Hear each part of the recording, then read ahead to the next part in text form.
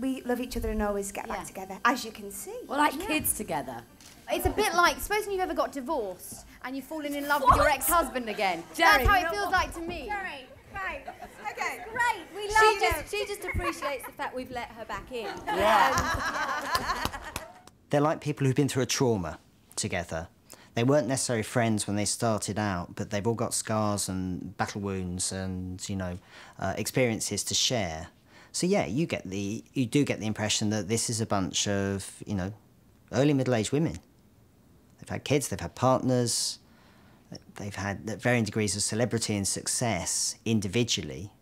So you can see why they would want to get back together and maybe compare notes. The Spice Girls embarked on a 3-month world tour in December 2007. The first London show sold out in a record-breaking 38 seconds. There's the whole new generation to entertain. I was such a Spice fan, you know. I'm a complete and utter Spice boy. I'm proud of it.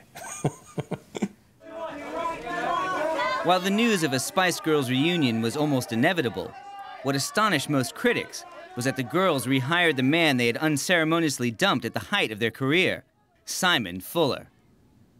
I think it was just a culmination of things that led to that breakdown in relationship. And here we are again with Simon at the helm, you know. It's ironic, but like I say, it's full circle all over again. Fuller will help the girls earn a reported $40 million each, which has left many cynics wondering if the reunion is merely a savvy business exercise. And critics of the group are still asking, were the girls ever really friends?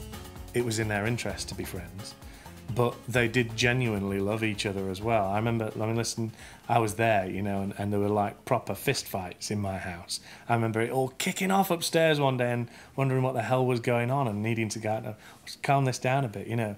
But they worked it out, you know, and they just had a way of dealing with each other which was distinctly Spice Girls. I think the girls were friends. I mean, you look at them now and you think, well, this is 5 very different girls from different backgrounds.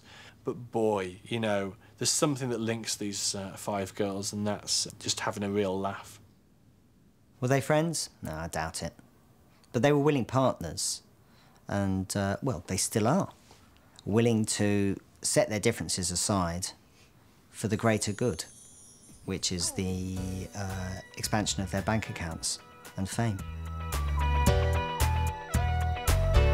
In the late 1990s, the Spice Girls transformed not only pop music, but the way it was marketed. By returning to the stage a decade later, girl power is back in business. Their legacy, I think, is to show that you can actually achieve anything you want to achieve on a complete global level. And they showed that it wasn't just a male-dominated industry. Pop at the time was all about boy bands, and they completely turned it on its head. And every now and again, something comes along that changes the world musically, and that was one of those things. There was something that was very clever about the whole Spice Girls setup. Here was a group of people with very strong personality, and their personality was kind of infused into everything about them. The music, the lyrics, the videos, the marketing.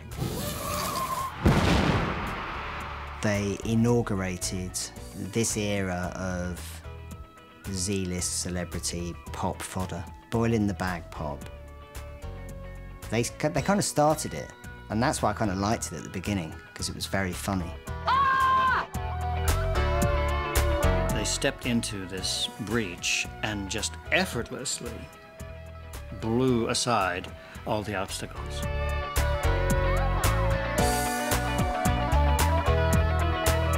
Spice Girls was a modern-day female movement. You know, it was girl power, and they were girls on a mission, and they went and took the world by storm.